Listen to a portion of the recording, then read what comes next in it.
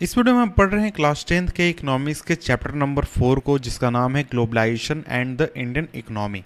तो देखिए, इस चैप्टर में हम पढ़ने वाले हैं ग्लोबलाइजेशन के बारे में, और हम पढ़ेंगे कि आखिर ग्लोबलाइजेशन का प्रभाव इंडियन इकोनॉमी पर क्या पड़ता है। तो इस चीज़ को इस चैप्टर में हम देखने वाले हैं। तो आइए हम शुरुआत करते हैं इस चैप्टर को और देखते हैं कि आखिर हमें इस चैप्टर में पढ़ना क्या है। तो देखिए, आज की दुनिया में अगर आप देखें तो आप अगर मार्केट में जाएं मोबाइल फ़ोन लेने के लिए, कंप्यूटर लेने के लिए या फिर कोई भी चीज़ लेने के लिए, तो आपके पास बहुत सारे चॉइसेस होते हैं जिनमें से आप चुन सकते हैं किसी भी प्रोडक्ट में।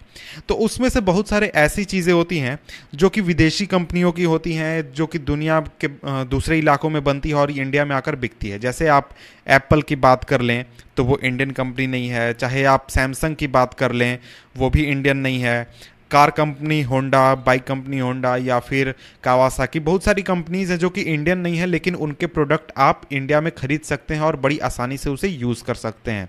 तो आखिर ये चीज़ें पॉसिबल कैसे हो पाई? तो ये सभी चीज़ें पॉसिबल हो पाई है ग्लोबलाइजेशन की वजह से। ग्लोबलाइजेशन की वजह से दुनिया के एक हिस्से में बनने वाला कोई भी प्रोडक्ट अब दुनिया के दूसरे हिस्से में बिक सकता है और आसानी से बिना किसी रेगुलेशन के या फिर कंट्रोल के लोग उसे खरीद सकते हैं। तो फॉर एग्जांपल अगर आप इंडिया में ही देखें तो इंडिया में हर महीने हर सीज़न नए मॉडल्स ऑटोमोबाइल्स के लॉन्च होते हैं। और एक ज़माना ऐसा हुआ करता था जब इंडिया में सिर्फ एम्बेसडर बिकता था और फिएट रोड पर आपको देखने को मिलते थे, लेकिन अब वैसी बात नहीं है। आपको दुनिया के लेटेस्ट मॉडल्स, सबसे अच्छी कारें, ऑडी, बीएमडब्ल्यू, रोल्स रॉयस, सभी कारें इंडिया में आपको देखने को मिल जाएंगी। तो देखिए, इंडियंस जो हैं अब इंडिया के जो लोग हैं वो वर्ल्ड के जो टॉप कंपनीज़ हैं उनके प्रोडक्ट भी खरीद रहे हैं और ख़रीद सकते हैं।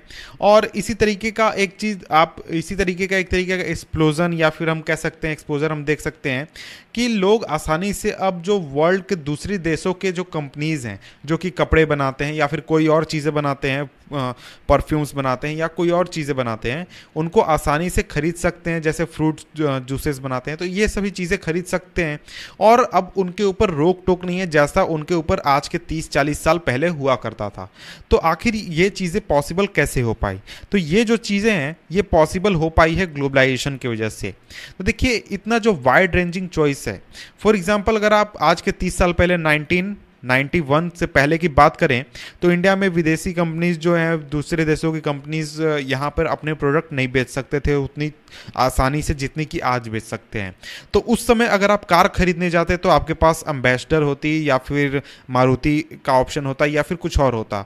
लेकिन आज आप देखते हैं कि आज आपके पास हज़ारों कारों का ऑप्शन है, कपड़ों का ऑप्शन है, हर चीज़ में आपको वाइड रेंज ऑफ चॉइसेस मिलते हैं जिनमें से आप चूज़ करके अपनी पसंद के अनुसार खरीद सकते हैं। और इस तरीके का जो चॉइस है आपको आज के 2 डिकेड पहले नहीं मिलता, ये वही 1990 के पहले नहीं मिलता।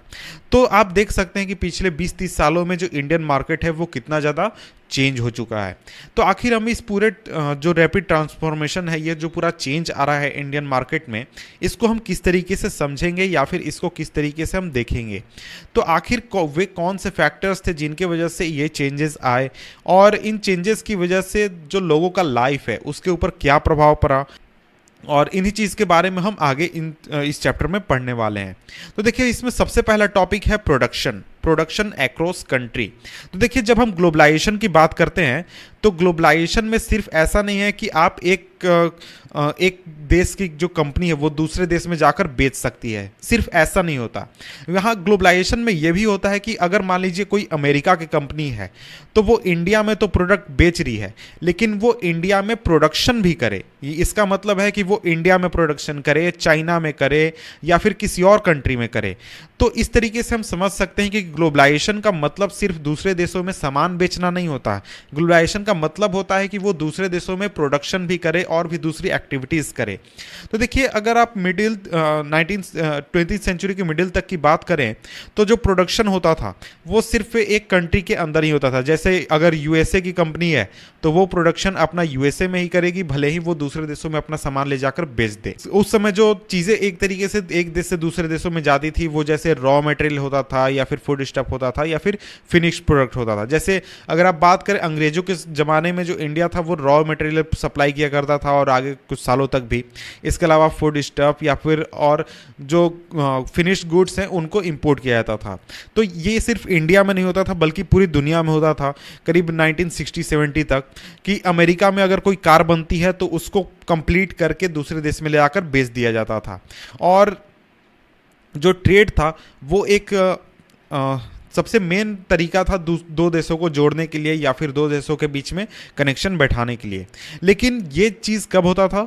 तो ये चीज़ जब होता था जब जो लार्ज कंपनीज थी जिन्हें मल्टीनेशनल कॉरपोरेशंस कहते हैं वो उतनी पावरफुल नहीं हुई थी, उतना उनका प्रभाव नहीं हुआ था, उस समय ये चीज़ें होती थी।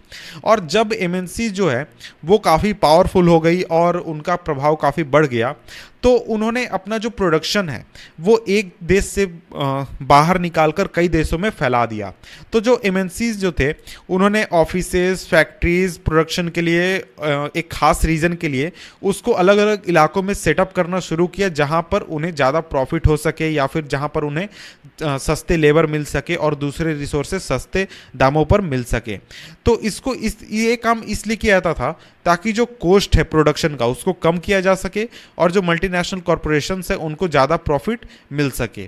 तो यहाँ पर एक एग्जांपल दिया गया है, इस एग्जांपल को आइए हम देख लेते हैं।